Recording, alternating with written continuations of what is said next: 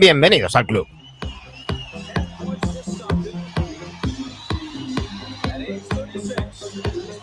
Muy buenas a todos, buenas noches. Aquí estamos haciendo un alto en nuestras vacaciones.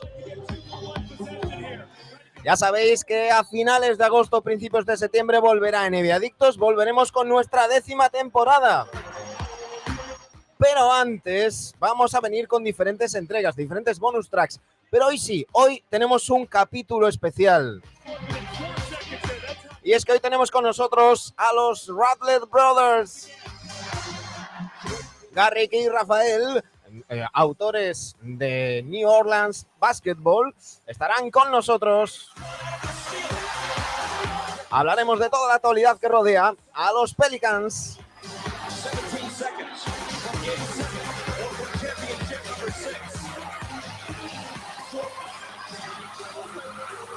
Aquí comienza el capítulo 551 de NBAdictos.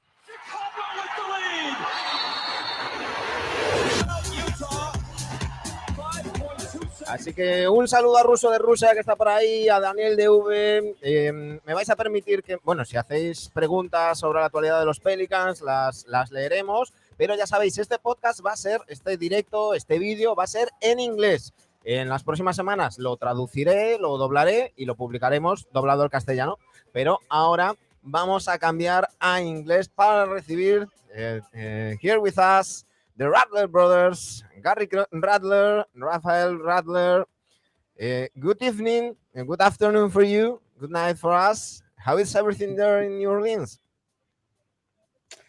Man, it's hot, man. It is a hot summer right now. We're dealing with the heat wave that I guess everybody else is dealing with. If you walk outside too long, you might melt. So, but nah, everything's good on this end, man. Thank you so much for having us on. It's a pleasure, and you know, it's always a great opportunity to reach out and talk to some international fans because we all love the game of basketball. It all brings us all together. Nice jersey. Shout out to Jose Alvarado, man. Wish he was out there playing, but yeah, man, it's all good. I appreciate you having me on. First of all, before we talk about basketball, we talk about the NBA, we have to talk about the New Orleans Pelicans. Sadly, we heard a lot about the New Orleans about when the Hurricane Katrina stuck there. There's been a quiet years since that.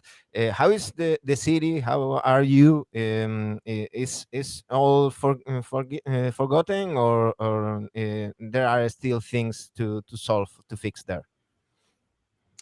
Yeah, I'll take it, bro. Since I'm in the city, my brother's in Dallas, Texas. He comes home all the time. He's a New Orleanian at heart and everything. But I'm in the city currently in New Orleans. So, nah, man. Hurricane Katrina was a crazy time for everybody, man. A lot of people lost a lot of property, but I think the more important thing is that a lot of people lost a lot of family members. A lot of lives were lost in the storm, and so we're obviously maybe almost 20 years away from it, and you still feel some of the things, some of the effects of it. Some of the neighborhoods haven't been brought back.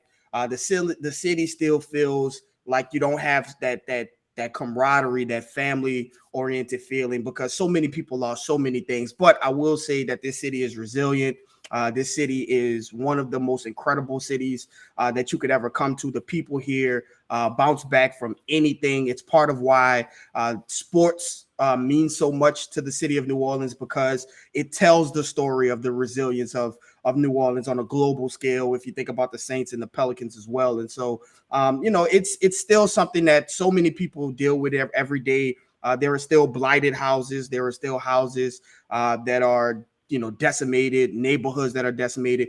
But, as time goes on, people have come back and rebuild their lives and rebuild the things that the communities that they have built. And so, it's getting there. It was one of the most traumatic experiences, I think, of everybody's life. But it's getting there. And so, it's always a struggle to get back from these type of things. But as time goes on, you do see communities popping back up and people coming back together. And most of it comes from being driven by their love for the Saints, by their love for the Pelicans. And so it's getting there. It's getting there. I'll say from You being have a lot. afar, yeah, from being in Texas, which is not too far away from New Orleans, just a plane ride away. The way with people, even in Dallas, is based on somebody wearing something with Saints on it, something with L on it, or sometimes you just walk down the grocery store, you have a look, you're like, man, you from New Orleans, man. It's one of those sometimes unspoken connections that it's a special small city that people don't know about versus international and sometimes nationally as well. But it's very easy to tell the people that have that spirit in them, that bring it with them every day, no matter what walk of life they're in. Mhm. With one ocean in the middle from here, uh, sometimes we see that it's a little bit different New Orleans because there is a lot of French heritage in that city, in the food, in the culture, in the music. Obviously, we are talking about basketball. We have to talk about the New Orleans Jazz, the first basketball team in the Yep. NBA there, but it's not the typical American city. No, it is not. It is a melting pot. New Orleans is most known for their gumbo, right? And it's something that is it comes from it's a food, but it's a lifestyle, right? There's somebody from every walk of life walking the streets of New Orleans, whether it's someone with French heritage, someone with Spanish heritage, people with Creole heritage, obviously African Americans, white people. It's everybody, and it's a melting pot where everyone can kind of come together, break bread and fellowship. And you just learn a lot from a lot of people. So it really is not like any other city in the world. Mhm. Yeah, I agree. Rahel? I think in so many ways, again, it's just very easy to forget about small little New Orleans in the grand scheme of life, but people from over the world travel to go get a piece of what New Orleans culture has become. Both the city from so many different facets. You mentioned the food, the music, the entertainment, the art. It doesn't matter what it is. It's just one of one, and I'm biased. I think it's the greatest city in the world, but it's one of those things where the more exposure you have, the Uy, Oh, we missed out. We lost Raphael him. got frozen. Got Yeah, he frozen. froze. He He's not froze it up only, on us. but in Dallas, it must be hot also. Yeah, yeah, He's yeah. frozen. No, it's hot everywhere. You can't escape it. Let's wait if Rafael can come back. Meanwhile, Garrick, let's talk about the sports. You mentioned the Saints. You mentioned college basketball, LSU. I do the pod with two friends, Sergio Gimon and Danny Gea. Danny Gea is the most. I don't know how to say it. He knows about sports. I don't even know that exist. And he always tell me, ask the people you talk, which team is more important in the city. In the US, football it's everything. Yes, yes. Raph, you could go ahead and talk about the Saints and things like that. I know that my brother he loves his Saints, and so he can speak on. I think we can both agree that although the Pelicans are getting there, the Saints are still king in the city of New Orleans. Yeah, it's hard. It's been a long time. A lot of ups, a lot of downs, a lot of downs, and things like that. But the cities is tied to a sports team. Obviously, the Saints being at the top of that, LSU football being very up there as well. It's hard to take that away in short certain amount of time. To Garrick's point, like the Pelicans have brought some steam to the city in a basketball related way that maybe we haven't seen in recent years, even with Anthony Davis and some of the good players that have come through, just with Zion and Brendan Ingram and Jose and this new administration has really brought a lot of steam. But I mean, when people say New Orleans, you're always going to hear about the Saints. You're always going to hear about the Superdome. You're always going to hear about the Tigers. You're always going to hear those things first. But again, it's good to have a little competition come from the basketball side too. Yeah, because we have to remember that the Pelicans are only 21 years old. Mm-hmm. Yep, and you're right. And with the Katrina in the middle, so it's not so much time. how is I don't know how to say it, in the city, and how well known are the Pelicans? The people are feeling this team, or is that okay? This new thing that is coming, first Hornets, now Pelicans. Mhm. How is all of that evolving?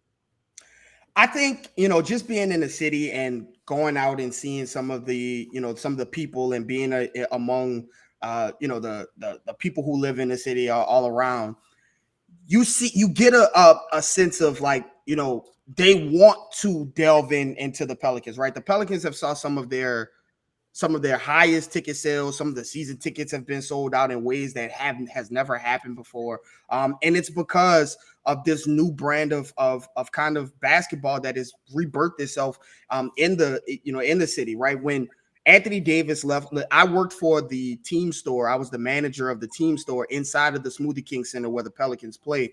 And when he asked for his trade, it was tough, right? It was tough. There was a lot of empty seats. There were a lot of times where they would move people from the top seats down to the bottom because there just weren't a lot of people. It was a sad time because I think so many people had invested into the Pelicans and invested into Anthony Davis. I'm talking about fans who have invested their time and their money, and then to have him ask out and to go through the saga that they went through. It was tough. But once the Pelicans won that draft lottery, and I think Zion Zion was going to be coming to New Orleans, you started to see this groundswell of excitement coming in. This is a guy, one of the most talented guys we've ever seen in college basketball, and one of the most popular guys. Thinking about his time in high school, he came into the league with 1 million followers on Instagram and things like that. And so he was a polarizing guy from jump. And so for him to be infused into the city of New Orleans, especially while Drew Brees was on his way out, and he was starting to talk about how if you love the city of New Orleans, it'll love you back. And he was starting to kind of give those keys over, to Zion. You start to see a groundswell. So now, as you start to see, this team has so much young, promising talent and so many things going right. Obviously, there have been hiccups across the way. There have been things going wrong across the way, but I think in whole, if you can see the excitement going around this team, this young talent, a bunch of guys like Herb Jones and Trey Murphy and Jose Alvarado, who you can't help but to root for and help but to be fans of. I think you're starting to see the city come around to that. So I don't think it's just like a little cute thing like, oh, the Pelicans are just here. There is some serious love for the Pelicans. There are some seriously knowledgeable basketball people in the city of New Orleans, whether you're talking about fans and other media guys as well. And I think that all of that together, you're starting to see the building bones of a basketball city, and you're starting to see it come to fruition. So I don't think it's like the cute little, oh, this is just the Pelicans are around and they're here and let's see what's going on. I really do think that this city is starting to fall in love with that basketball team. Can I be bad? Can I be bad? Yes, Yeah, guys. Of course. You're talking about excitement about Zion. It's gonna be great when he actually plays. Yeah. Well. I mean, that's it. Oh, yeah. I mean, it's an easy argument that everybody can make, and I know he's come out recently in a way and maybe in an avenue that he hasn't done before, and talked about his struggles, right, to maintain his weight, to maintain the level of professional it takes. And I think that the most important part about all of this is that people have to realize, like, he's still a young guy, like he's still a young man. And me and my brother talk about this all the time. Like, I don't know about you, but when I was 21 and 19 and 20 years old, I probably wasn't making the best decisions in the world, and I wasn't one of the most tantalizing talents of all time at all. So I heard you saying that, but I guess you guys have someone near to you in your family or your friends that maybe will tell you, mm, you are not doing this right, or maybe you have to be a little bit more professional with this. I don't know if Zion has it. I don't know it yeah, because he's so dark. It reminds me to Kawhi and his entourage, Mhm. and I don't know if is anybody there telling him the things that he doesn't want to hear. Yeah, I think that's a huge part of everything is the circle you keep, right? And are those people good apples, or are those people telling you things that you shouldn't be doing? I think that's a huge part. Again, my brother and I talk about this all the time on our podcast. I think the acquisition of CJ McCollum was so good for the team in terms of what he's able to do on the court and how he's able to, demonstrate his skill set along Brandon Ingram and Zion. But what he's done off the court in terms of how to put the right things in Zion's mind, the right things in Brandon Ingram's mind, because the roster, the core of the roster is so young. Having a vet that's been there, done Mhm. that, been successful, and telling you this is what it takes to be great, I think that is so instrumental for this team. And so we'll see. We'll see if the team kind of picks up some of the lessons learned from him and people like Larry Nance. Mhm. Garrick, I will add that not only CJ McCollum, one very important guy that came in that trade, one of my favorite players, I have his Lakers jersey, Larry Nance Jr. Mhm. is also important in that team in that locker room, because I heard him I think it was JJ Redick podcast, saying, I realize I'm not going to put 20 something points every game. I have to sweat. I have to fight to have my minutes on court. uh, I think that can make this locker room better. Yeah, I mean, listen, the trade has always been kind of framed as like the CJ McCollum trade, but it really is the CJ McCollum and Larry Nance trade. I think what those guys have brought in, and what my brother was saying, the leadership aspect. It takes a lot to be a professional athlete. It takes even more to be a face of a franchise, and I think it's a growing process for Zion. It's a growing process for Brandon Ingram. But to have a guy like Larry Nance who understands, the nuances of being a leader, meaning you don't always have to go out there and score 25 points, be the leading scorer on the team, have the most flashy highlight package and things like that. But if you come out and you do your job and you remain professional, and you kind of instill that into the guys that are following behind you, that is leadership in and of itself. And a lot of guys talk about what are the things that you're willing to sacrifice in order to become a leader. And I think that Larry Nance is one of those guys who has shown it. Right, he's a guy that could probably be playing even more minutes or being being relied on more to do things. But Larry Nance came to New Orleans, and not only did he start to kind of spread his leadership and his knowledge on the players on the roster, but he's come and he started foundations for the public schools in New Orleans. He's given back to charities in New Orleans. He auctions his jersey after almost every game, and then you start to see other guys kind of follow behind it, doing things. And I think all of that encapsulates, because we tend to forget that these basketball players are also human beings, and there are a lot to go within these human beings. And I think the leadership aspect that Larry Nance has brought to the team is so valuable outside of the small ball five basketball fit.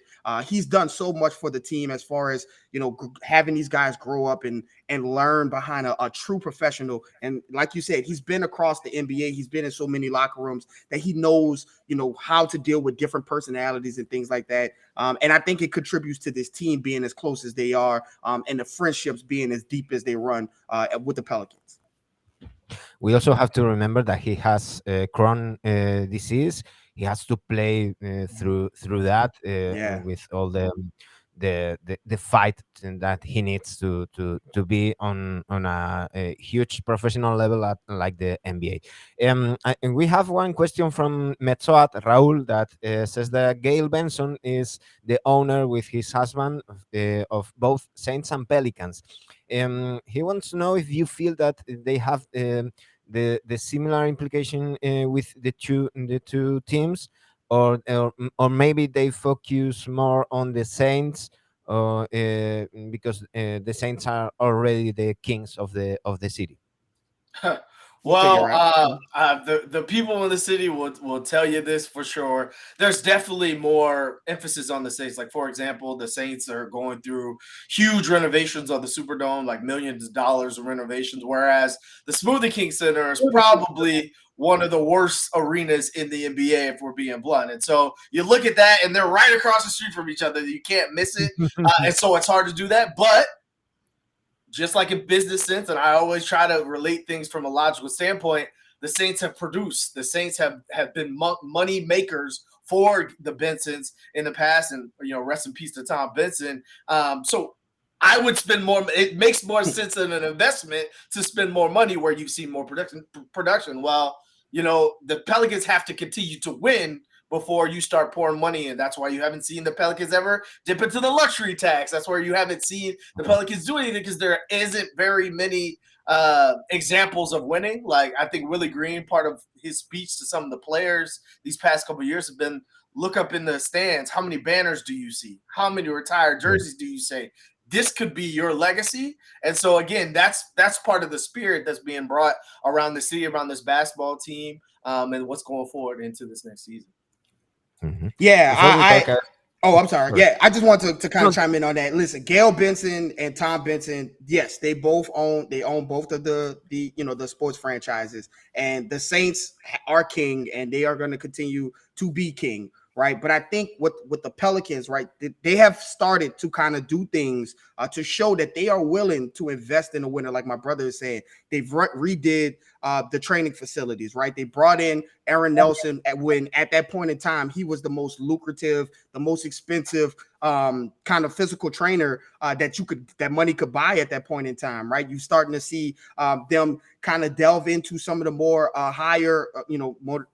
more expensive hires as far as assistant coaches go, and things like that. And so they are, they're giving the opportunity for the Pelicans to kind of go in and grab some of that, some of that attention, some of that spending, some of that love. They're giving them the opportunities, but it's incumbent upon the Pelicans, the players themselves, to want that, right? To want to be on that level as far as admiration, as far as financial backing as the Saints. The players have to get on the floor, and they have to be motivated and to do that. And there are a couple of guys on this team that they are definitely locked in and want to do that, but it's going to take some of the other guys to pour into the team the way they do and commit to themselves and do the things that it takes in order to get that financial back. And so we'll see. But Ms. Gail is very, very wealthy. She has a lot of money, and so if she wants to spend for the Pelicans, she will.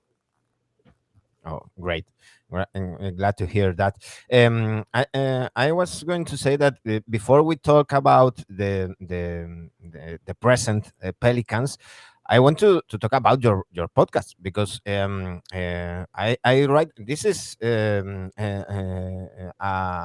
long in time making interview, because we talked more than a year ago, but what they say, that life is what happens meanwhile you make plans. It's true. But now we're here. But in this time, your pod changed the name. You started with Pels Pod, now New Orleans Basketball, NOB Basketball. Tell me, when do you started that podcast, and why? Yeah. So I guess I could start.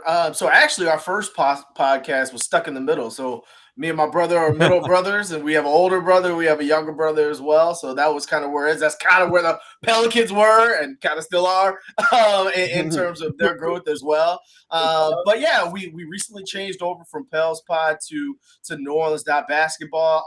Our parent company, New Orleans Network, they're doing incredible things. Nick Underhill and Mike Triplett, and now Brooke as well, is really growing things on that side. And we wanted to be more consistent with the branding. So they're New Orleans Football, we're New Orleans Basketball, and there's plenty more to come kind of in the future. Great. I you asked me when we talked how I discovered your podcast, because I listen to a lot of American podcasts about the NBA, some are really great, and I'm not going to discover JJ Redick or Zach Lowe, but something that I miss is that all the pods are made or in Los Angeles or in New York, and too many times they forget about a lot of teams. So I try to listen to podcasts about the OKC Thunder or even the Sixers. The rights to Ricky Sanchez is marvelous. I laugh a lot with them, and I discover you because a lot of times we forget about the people in near to the teams, and here in Spain it multiplied a lot because um, some journal here is talking about what some journal in New York is talking about something that he maybe read, and I prefer to listen in first hand. Do you notice that in the US? Do you notice that maybe the Pelicans, not maybe not these last years with Zion, but before that the Pelicans were a little forgotten? I'll let you stay that one, bro. Yeah. So, you ask the fans of New Orleans, the New Orleans Pelicans, and they'll tell you, sometimes, the team gets covered in a way that is, less flattering than, some other teams, right? And, some of it is self-inflicted, right? Some of the decisions that are made from the Pelicans, whether it be from the top, whether it be from coaching staff, whether it be the players, just like every other team has their issues, has their hiccups. None of them are perfect. But I think what tends to happen is that because New Orleans is such a small market, and because they have this giant fish in this very small pond, meaning Zion, it's like, that do they need to have that kind of level of superstar there, right? Everybody looks back at how the Pelicans did with Anthony Davis and Chris Paul left them, and things like that. And it's like, oh,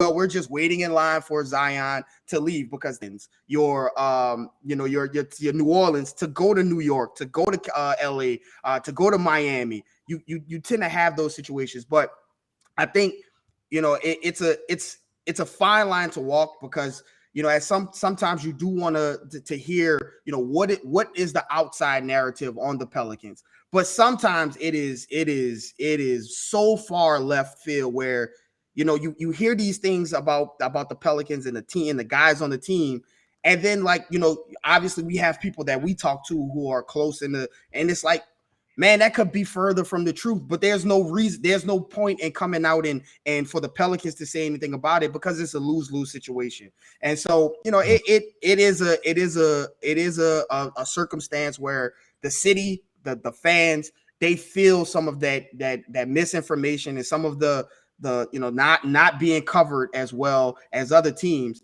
But I think it all tends to pour right back into the things we talked about this city and about the people, about the fans of the city who like, what, that's fine. It's New Orleans versus everybody anyway. So they tend to that, right? You hear JJ Redick talk about making fun of Pelicans only having 12 fans, and then the Pelicans fans turning Pels 12 into a rallying cry around themselves. And so those are the type of things that that from a national perspective, from somebody watching the national perspective, fans are they annoyed with it, they get upset about it, but then they turn it into one of those things where it's like, what, it's always been New Orleans versus everybody anyway, and you don't really need to give this city a reason to party or a reason to rally behind the Saints or rally behind the Pelicans. But when you do, you start to feel some of the things that you see. And so yeah, it's crazy. Some of the things you hear are crazy, but I think that's why my brother and I enjoy, kind of talking and connecting with people who want to hear about the information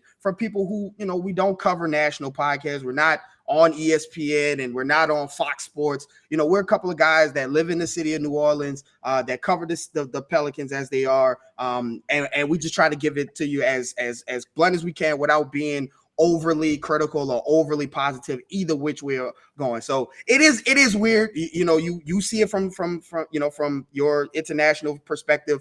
The same things that you see from your international perspective is the same things we see and feel and hear from Pelicans fans in New Orleans. Mm-hmm.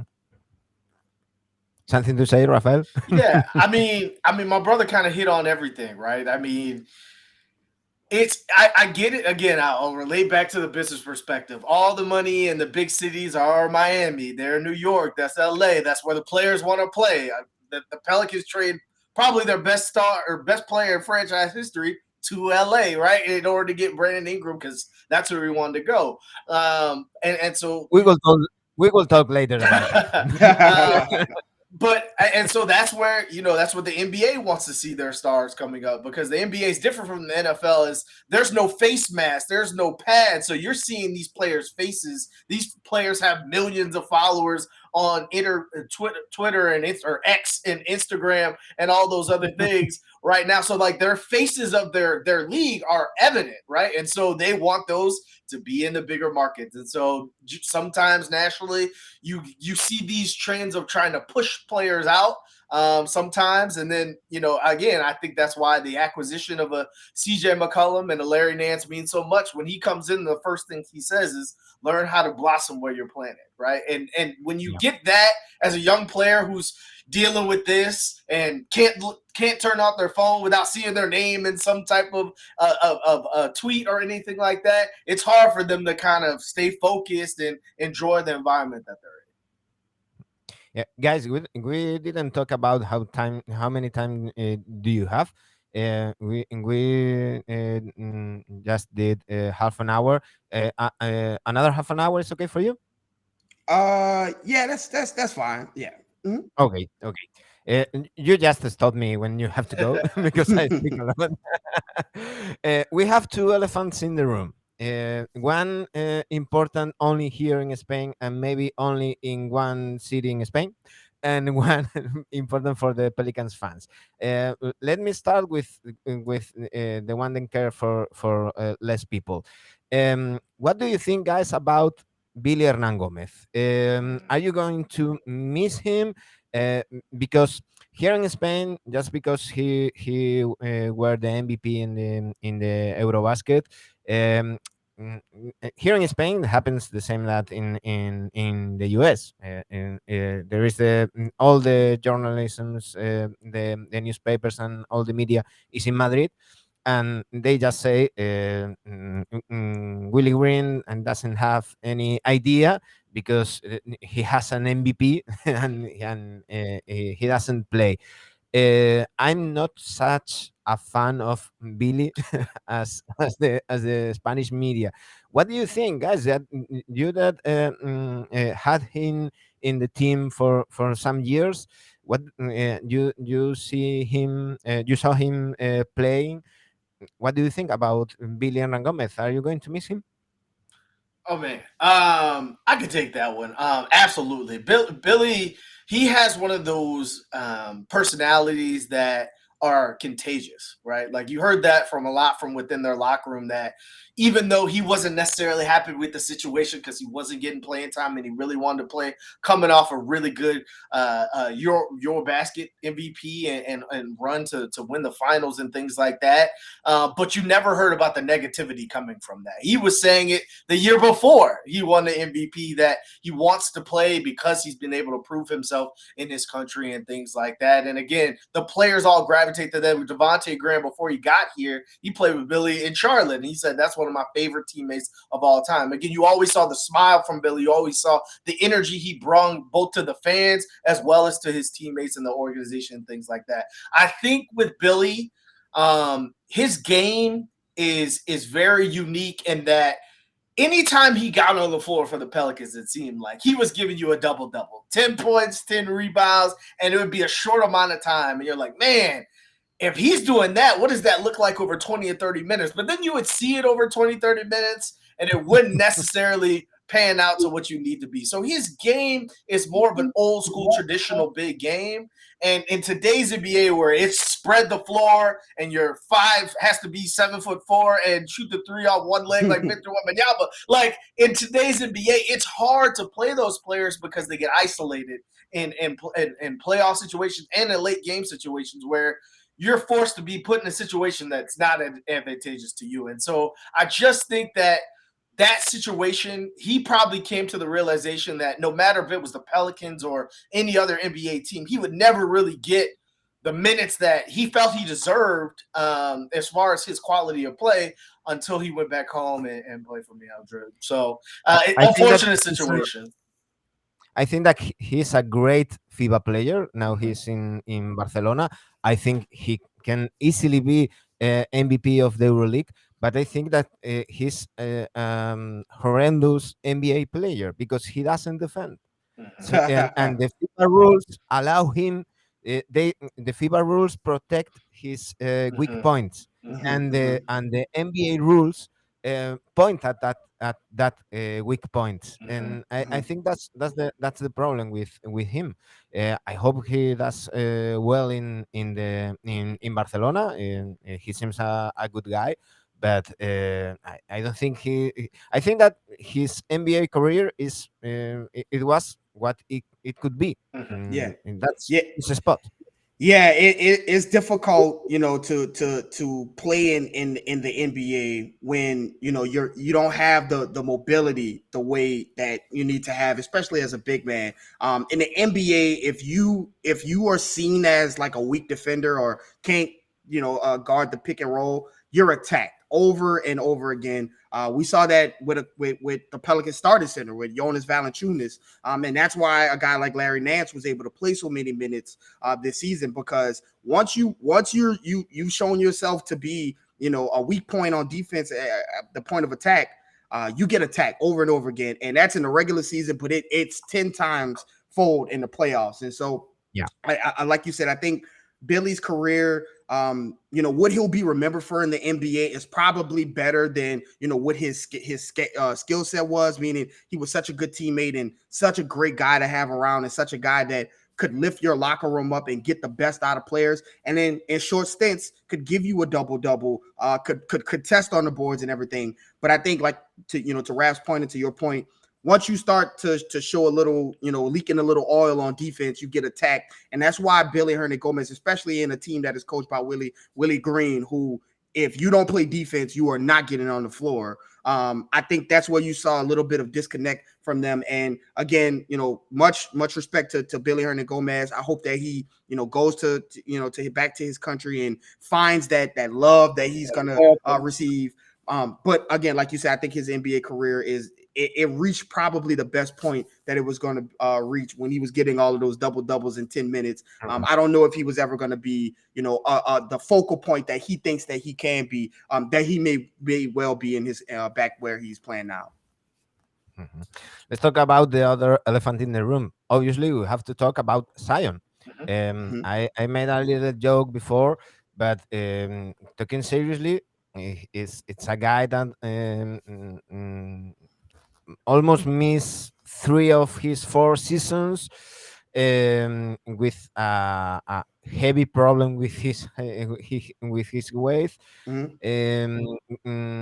Last year he went to Oregon after the injury, a strange injury.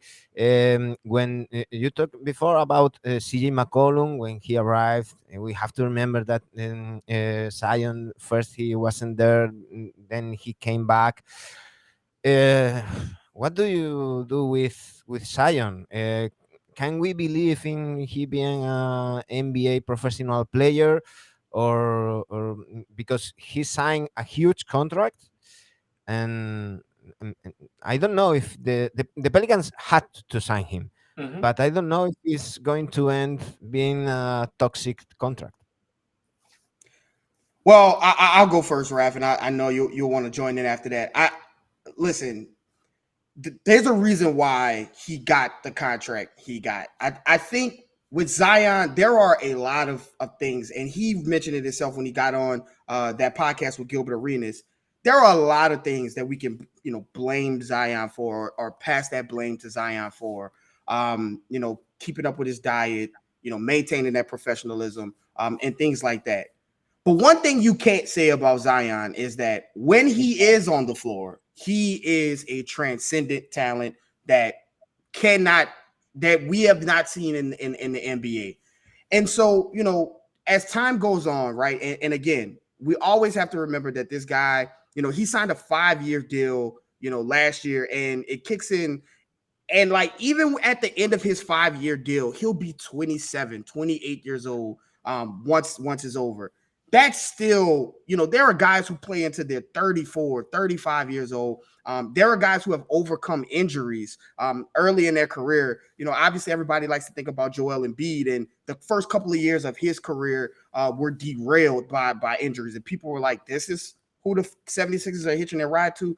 Well, Joel Embiid just won the MVP of the league. And, I'm not saying that, there's going to be the same trajectory, but I think it is way too early to give up on a guy who puts up 27 points a game on 60% shooting. Now, the injuries, obviously there are things that can be done about his injuries, but I think what a lot of people who may not pay as much attention to the Pelicans, as they, and as deep in the Pelicans, is that you got to understand that there was a lot of friction between the medical staff and the players. And there were times, that maybe Zion could have gotten on the floor that the medical staff would just not clear him to play, right? To let him get on the floor and play. Same thing with Brandon Ingram. We saw the same thing with Brandon Ingram. And the one thing about Zion's injury this year is that it was not anything to do with his weight from, the previous season or the foot from the previous season, because for the first couple of months of the season, Zion was in the MVP race. The Pelicans were number 1 in the West, and Zion was on the front of every ESPN article. Is this the next future? Is he finally living up? And he tweaked his hamstring. There are a lot of NBA players. Kevin Durant is one of the greatest players of all time, one of the most well-conditioned players of all time. He deals with hamstring issues. Devin Booker deals with hamstring issues. James Harden deals with hamstring issues. These are guys who are all perennial all-NBA players who miss time because of hamstrings, because of injuries. Basketball is a ferocious, the NBA is a ferocious physical sport. People are hitting the ground all the time. And I hate that it happened to Zion, and I hate that, he's gone through what he's gone through. And obviously there are things that and precautions that he can take to help him kind of alleviate some of these injuries. But I do think that he is a talent that cannot be missed. The city of New Orleans basketball team are very sporadic when it comes to getting guys who can come in and be transformational guys, transformational players. I think, now that you talk about CJ getting here, Zion is not really, if you ever notice some of these other NBA players, they go out and hang out with other guys when time is off. They go hang out with friends. Zion isn't really like that. He's to himself. He's introverted. He's with his family most of the time. So it took getting new teammates doesn't really necessarily mean that he's going to open up and be ready to accept new friends and new people in his life. Like he has lived a strict life in a way that has worked for him and has gotten him to the NBA. And so now you're starting to see him open up. You're starting to see him be more candid about his struggles and the things that he goes on with. And I think that Zion now understands that this city, this situation, this franchise is set up for him to take. There's not a lot of people, not a lot of superstars that can miss a couple of, miss seasons like this, come back and it still be their team. And it's still, it still be their situation. This can still be the face of the franchise with having such a talented, deep roster. Brandon Ingram, CJ, JV, Trey, Herb, Jose, all of these guys who can contribute. Dyson, Jordan Hawkins, who they just drafted. This is a team that is ready to win, but Zion is the missing ingredient. And from all accounts, from everything that we're hearing now, and of course, it's going to be show me before you can tell me. By all accounts, we hear that he is locked in. He's been in the city of New Orleans over the summer longer than we've ever seen him do in previous years. So I think that Zion, and now he's about to be a father. So I think that all of this culmination of life and the things that he's gone over and just the natural growth of a human being, I think you'll start to see more of an adult version of Zion, a professional version of Zion. And I'm looking forward to see what he does moving forward. Yeah, I think something that's important to note here. You mentioned, earlier we talked about small market teams. Well, not very often do you go from a player like Anthony Davis and an overall pick to a player like Zion Williamson. And in those scenarios in the small market team, you can't miss. Because if not, it'll set your franchise back years and years and years. And so while things have not been great, let's just be blunt about it with Zion, the Pelicans are almost in a damned if you do, damned if you don't situation. If you trade a player like that, the likelihood of you getting anything close to what he could become is very, very low. Right. And if you keep a player like that and he doesn't work out, people are going to say, I told you so. Right. But at the same time, I think that, we talked about this before. The likelihood of a player like Zion, who I think honestly struggled with maturity to start his career. He came into the league very similar to a Luka Doncic and said, nobody can stop me. Like literally when I'm on the court, there's nothing anyone can do at 19 years old. You go and look at Jason Tatum and Donovan Mitchell and Jaylen Brown. They weren't doing what Zion was doing his rookie year. They just didn't come out looking like that. And so in that scenario, when you're 19 years old and you're dominating a league full of grown men, it's hard to tell you anything, right? Especially when you don't necessarily have a good relationship with the organization or relationship with your teammates and things like that. And so I think a lot of what the next couple of years is growing up and maturing as a man. And I think this season, now that the Pelicans have the talent around him and he sees what the team can be without him, I think it's time to own up to the fact that you have a unique set of skills, you have a unique body type, and you need to start treating it that way. And if you don't do it that way, all the dreams that are in front of you and your team and your organization and your city, they're all resting on your shoulders. So how are you going to respond? So it'll be interesting to see what the season looks like, but I wouldn't bet against them this year. Mm-hmm. So if I ask you if you will trade Zion for Lillard? No, I wouldn't do it. Not Zion for Dame. Listen, Dame is an incredible player. And he's a guy who deals with injuries just like everybody else. He just missed half of last season, and the season before that, he had a back injury that shut him down midway through the season. He came back and tried to play again. So everybody has their thing, but with Zion, again, I just look at the age. He's so young that if you trade him, and that's the question I always ask is like, if you put Zion on the trading block, how many teams do you think would call with an offer? And I would venture to say it's probably every other team in the NBA. And there's a reason why. Even with him missing all of these games, there's a reason why. And when you have that type in a NBA that is dominated by wings, right? If to win, you have to have a Giannis, a Kawhi, a LeBron, a AD, or maybe a Jokic, right? A one-of-one talent who we've never seen anything like him. But you're not seeing Damian Lillard. We've seen Damian Lillard and CJ McCollum in the backcourt. That didn't work in Portland. I don't know why it would work in New Orleans. You don't see guys like Chris Paul is still looking for his first ring. James Harden is still looking for his first ring. Meanwhile, guys like Giannis are coming in the league. Jason Tatum has made it to the finals, and things like that. And the one time that we saw a guard-driven team win a championship, it was Steph Curry, and he is the greatest shooter that God ever put on this planet. And if you don't have those type of players, you have to have a wing. And when you have two of them under 25 on the team locked up for multiple years moving forward, until it is at your doorstep that you absolutely have to get rid of this guy, I wouldn't do it. And so I wouldn't trade Zion for Damian Lillard. Mm-hmm. Let's talk about this year. One word can define the off season of the Pelicans is continuity. You lost, we talked before, Billy Hernan Gomez and also Jackson Hayes, Garrett Temple, and Richardson. And you add Cody Seller. I think is the also Jordan Hawkins, the rookie. But the main core of this team continues. We have to put if healthy in everything we say. Yes, you do. Yes, you do. But if healthy, first of all, you have a team that has a lot of players that is very difficult to hate. I mean, Mhm. how you can hate CJ McCollum? Uh, bueno, I guess how Chris Paul can hate Jose Alvarado, but then but I don't know how you can hate Herb Jones or Trey Murphy or Larry Nance. We talked before. There are very good professionals, and also they seem so um, nice young guys that it seems for this side of the ocean, it seems that they are making a really good core in that locker room. Yeah.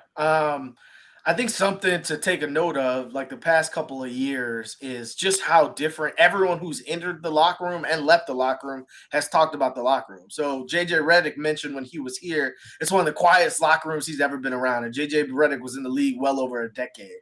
But since then, since you've gotten the Jose Alvarado, the Nashi Marshalls, the Brandon Ingrams, the Zion Williamson, the Trey Murphys, the narrative around the locker room has been this is one of the most unique locker rooms in the league in terms of how everybody is close with one another.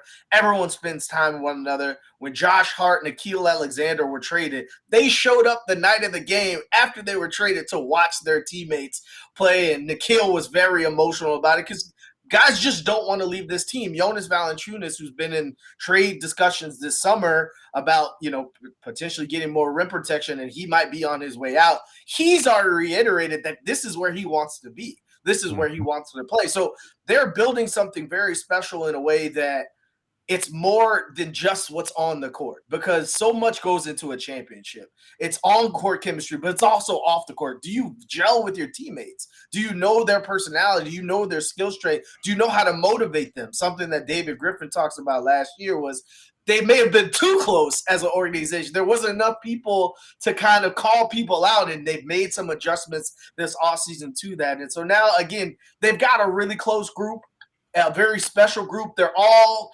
primarily in the same age range outside of CJ, outside of Larry Nance. So they think that they've got something special to grow and to build upon. But to your point, none of it matters if it's healthy. And to be quite honest, in this year's NBA, I think you can say that for a lot of the teams.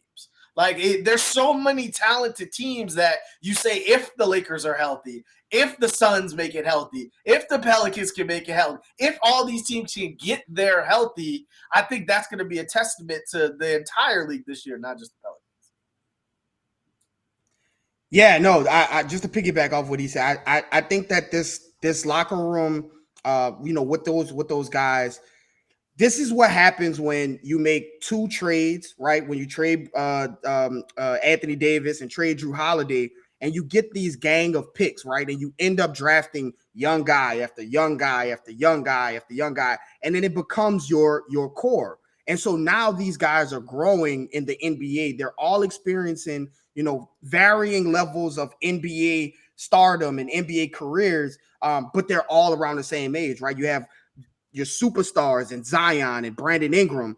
You have your up and coming guys like Trey Murphy and Herb and Jose, right? You have your really, really, really young guys like Dyson and Jordan Hawkins who are just getting into the league as well. And so you have this kind of spectrum of guys who are all on the same age group but are experiencing the NBA life together. Whereas in some of these other teams, right, you have for instance, the Lakers, you have LeBron is miles ahead older than a guy like Austin Reeves, right? But they're all part of the core, but they're in varying stages. So if Austin Reeves doesn't play well, you probably have to move him in order to get a guy who's going to help LeBron in it. Whereas with the Pelicans, you have a whole bunch of guys that's on the same age. So if they go through failures together, there's no rush to kind of get these guys, trade these guys away, break these guys up. They're learning and they're experiencing things together. So I think that helps with building that camaraderie that my brother was talking about.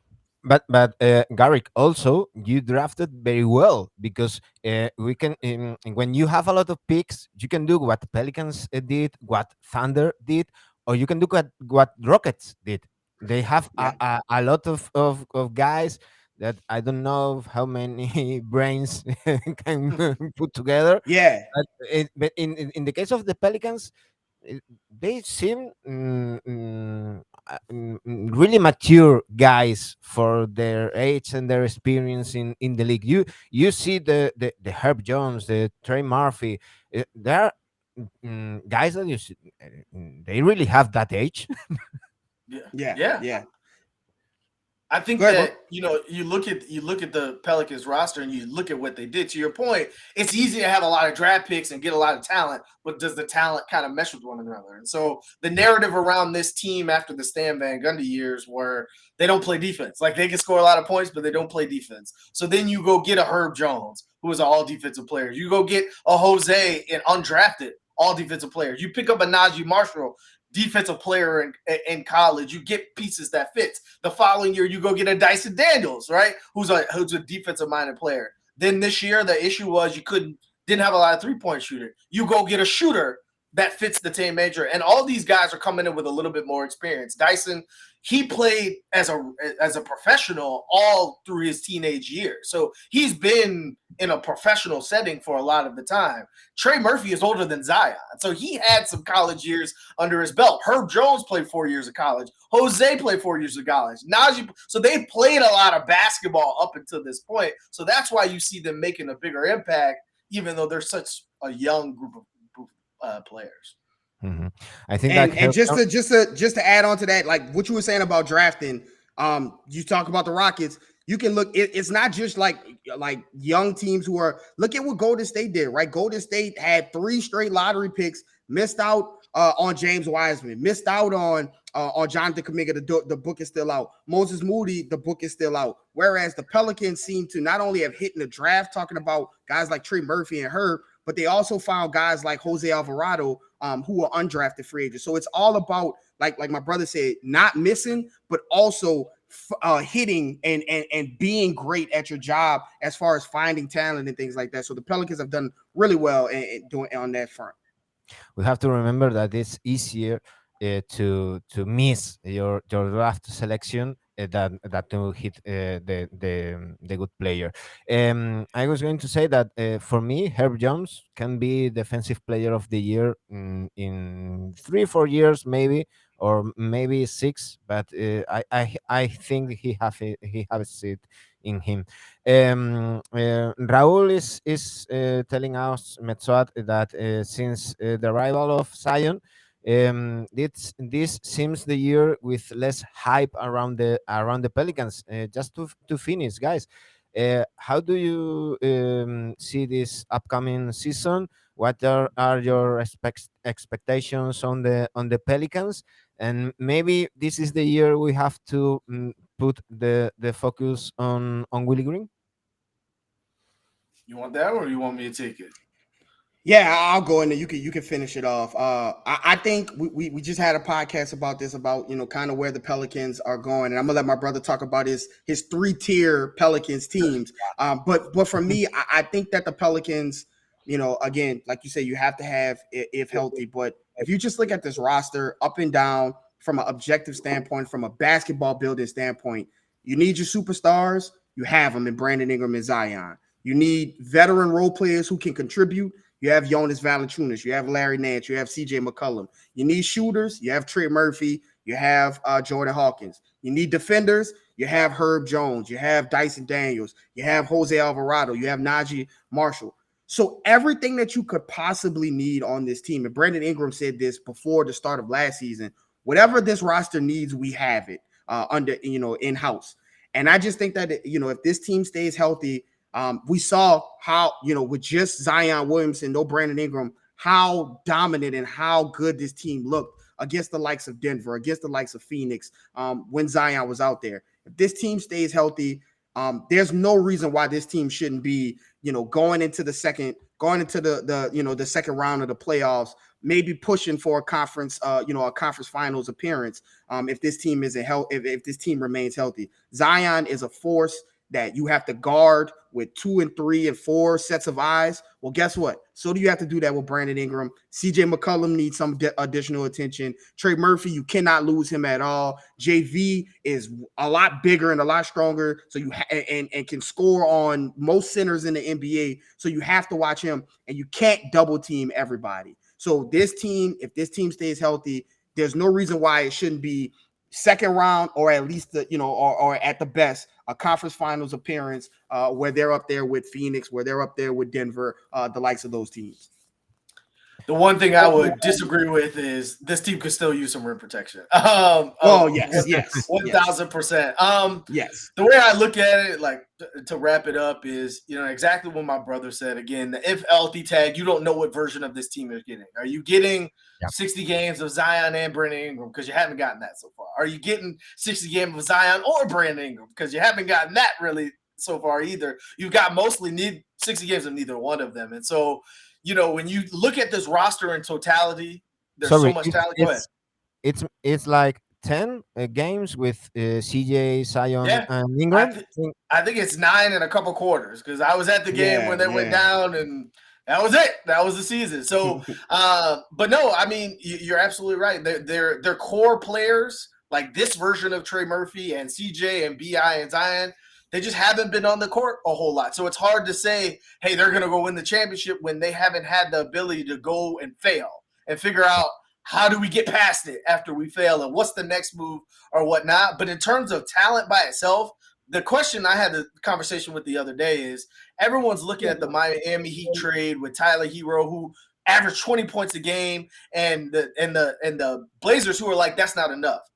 Well, if Trey Murphy was the center of a package, I guarantee you the Blazers would have already took the trade, right? Right. So you already got one of those guys on the roster. You talk about Herb Jones, the ability to be an all NBA player, all defensive player. I think is going to come a lot sooner than 6 years. Like he is advanced from a defensive perspective, and I think his offensive game is only going to grow. And so you have some of the more high coveted young players in the league on top of the superstars that you have. And so it's just every team likes their young group or their young crop. But when you look across the league, there's a certain group of young players that are a notch above the rest, and the Pelicans have a couple of them. So again, I just think the talent will play itself out, but you're seeing the right signs. You're seeing them play all throughout the summer. Everybody is playing in programs or FIBA or whatever. You see them playing and trying to prepare themselves to go through a year of 82 games as professionals. And what does that take?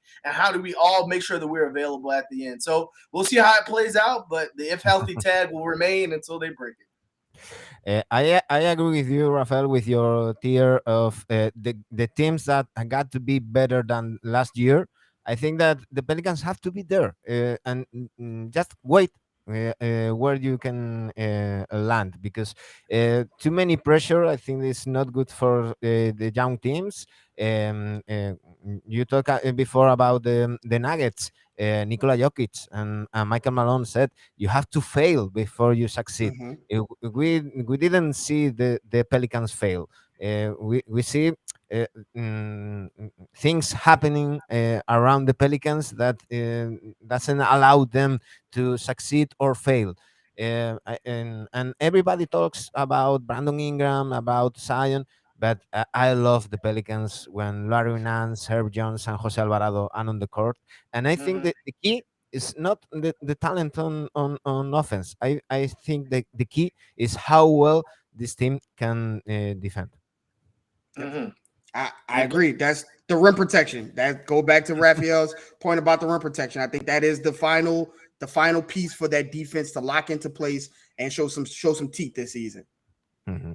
So we'll see how the Pelicans do this upcoming season, and we will listen to NOBasketball. That's how you have to search for. You are now in Spotify, not only in YouTube. That at the beginning you were in YouTube, but not in Spotify. Now you are in Spotify, so there is no excuse for not listening. The Rattler brothers, Garrick and Raphael. It was a huge pleasure having you in NBAdictos, and we will be rooting for the Pelicans. Awesome. Thank you so much for having us. It's been a pleasure. Yeah, thank you so much. This has been an absolute blast. We love our people from across the water as well. If you're ever in a town in New Orleans, come and holler at you. We'd love to meet up with you and things like that. Thank you so much for the opportunity, man. if you have been fine, I promise to bother you more. That's fine. We'll be waiting on it. Thank you very much, guys.